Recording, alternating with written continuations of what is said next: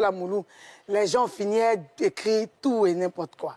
Les gens ne pèsent pas les mots. Il y a eu beaucoup de commentaires méchants et franchement, ça m'a fait de la peine pour notre pays. Parce qu'en fait, les gens nous regardent sur les réseaux sociaux. Il y a des gens dans d'autres pays qui respectent tellement Drogba. Pour la petite histoire, il y a quelques jours, il était en Italie. Je suis parti manger tacos chez le Mexicain. Et puis mon frère Mexicain... Le Mexicain. Et puis, il y a mon neveu qui a dit... Non, tu veux dire que tu n'as rien mis tacos, quoi. Alors. Et puis, il y a mon neveu qui a dit, qui est en train de présenter, puisque les gars parlent aussi italien, qui est en train de dire, Mazia, c'est ma tante et tout. Et les gars ont demandé, elle vient d'où, Jean? Parce qu'on sait qu'il ne vit pas là-bas. Parce qu'il ne parle pas. Et le gars a dit, Costa d'Ava, il y a un truc comme ça. Et puis le gars dit, c'est quoi? Jean, il ne connaît pas le pays. Puis le gars dit, Didier Drogba. Et puis il dit, mais attends, il faut dire troisième étoile aussi. Il faut dire, c'est nous, on a gagné la canne. Et tu comprends?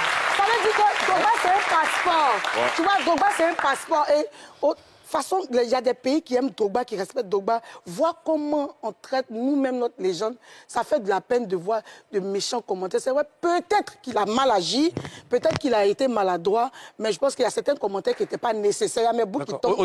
Tu peux le récupérer, ça. Certains commentaires... C'est tellement le club. Ta bouche de règle, ton mot, ça c'est une manière de dire que c'est notre passeport, c'est notre fierté. Il y a des choses qu'on doit... Il y a des choses auxquelles on doit faire attention et tout quand on lui parle. Okay. Voilà. Mimi, qu'est-ce que ça t'a fait déjà? Oui, cher président, le message de Drogba a été mal perçu et c'est mal tombé au mauvais moment. C'est tombé à une période où il y a un peu le feu dans les deux camps. Il faut que Drogba sache aussi que dans les fans de Imra, il y a lui, ses fans dedans. Dans les fans de Didi B, il y a ses fans dedans. Lui, Drogba.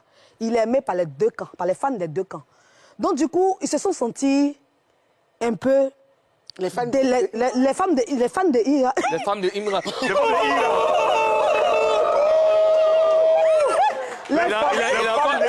Il est encore jeune. Comment les femmes de Imra? Les femmes de Ira. Les femmes de Ira. D'accord, on y va.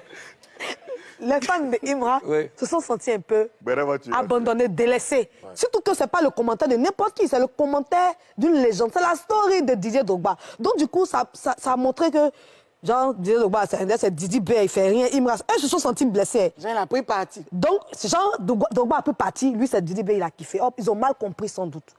C'est comme ça. Ouais, mais aujourd'hui, tu permets, je veux dire, mal compris ou pas, c'est vraiment, moi, ça me fait vraiment mal. Aujourd'hui, certains internautes ne mesurent pas, ne regardent pas l'environnement. Mais pour faire des analyses, c'est plus des analyses polies. C'est devenu de l'agressivité, de la violence. C'est-à-dire que même si un ministre même fait un truc, on l'allume en même temps. J'avais pas fini. Juste pour finir. Comme il y avait une pause, c'est pour ça que voilà, j'ai dit, oui. Pour enchérir, je vais dire quoi? Didier, c'est sa page. Il est libre de commenter, de féliciter qui il veut, d'apprécier qui il veut. Le moment venu, il va apprécier Imra. Quand ça va venir de son cœur, il va lancer... Après, on ne force pas les choses.